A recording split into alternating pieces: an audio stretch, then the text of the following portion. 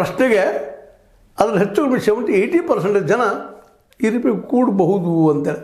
ಯಾಕಂದರೆ ಇಬ್ಬರು ಎರಡೂ ಕ್ಷೇತ್ರಗಳು, ರಾಯಬಾಗ್ ಮತ್ತು ಹುಕ್ಕೇರಿ ಕ್ಷೇತ್ರಗಳು ಎರಡೂ ಇವತ್ತು ತಮ್ಮ ಅಧಿಕಾರವನ್ನು ಕಳ್ಕೊಂಡಿದ್ದಾರೆ. ಹಿಂದಿನ ಒಂದು ವೈಭವದಿಂದ ಕಳ್ಕೊಂಡಿದ್ದಾರೆ. ನಾವು ಮರಳಿ ಪಡಿಬೇಕಪ್ಪ, ಅದಾದರೂ ಜಂಟಿಯಾಗಿ ಮಾಡಬೇಕು ಅಂತೇಳಿ ಆಲ್ರೆಡಿ ಈಗಾಗಲೇ ವಿವೇಕ್ ರಾವ್ ಅವರಾಗಿರ್ಬೋದು, ಅಮರ್ ಸಿಂಗ್ ಅವರಾಗಿರ್ಬೋದು, ಈಗಿನ ಈ ಏನು ನಾಯಕರಿದ್ದಾರೆ ಈ ನಮ್ಮ ರಾಯಬಾಗದ ಅವರು ವಸಂತರಾವ್ ಪಾಟೀಲ್ ಮಟ್ಟದ ಅಷ್ಟು ಎತ್ತರದ ನಾಯಕರಲ್ಲ ಅನ್ನೋದು ಈಗಾಗಲೇ ಹುಚ್ಚುವಾದಂಥ ವಿಷಯ ಆಗ್ಯದ.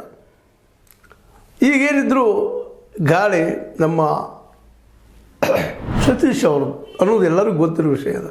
ಹೀಗಾಗಿ ಆ ಒಂದು ಕುಟುಂಬವನ್ನು ಇವತ್ತು ರಾಜಕೀಯವಾಗಿ ಒಂದು ಸ್ವಲ್ಪ ಹಿಂದೆ ಸರಿಸಬೇಕಾಗಿತ್ತಪ್ಪ ಅಂದ್ರೆ ಹುಕ್ಕೇರಿ ಮತ್ತು ರಾಯಬಾಗ್ ಜೊತೆಗೆ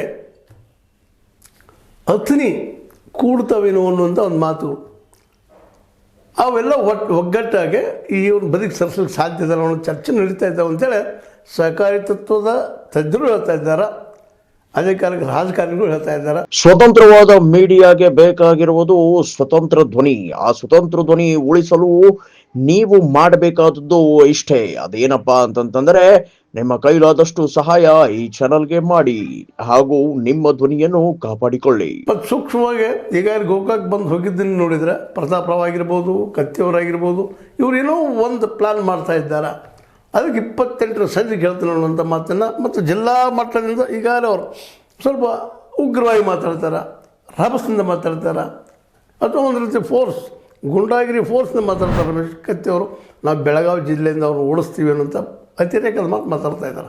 ಅದು ಸಾಧ್ಯನಾ ಅನ್ನೋ ಒಂದು ಪ್ರಶ್ನೆ ಇವತ್ತದ. ಆದರೆ ಹುಕ್ಕೇರಿ ಕೈ ಹಾಕಿದ್ದು ಮಾತ್ರ ಒಂದು ಕ್ಯಾಲ್ಕುಲೇಟಿವ್ ಇತ್ತು ಜಾರಕಿಹೊಳಿ ಅವರದ್ದು.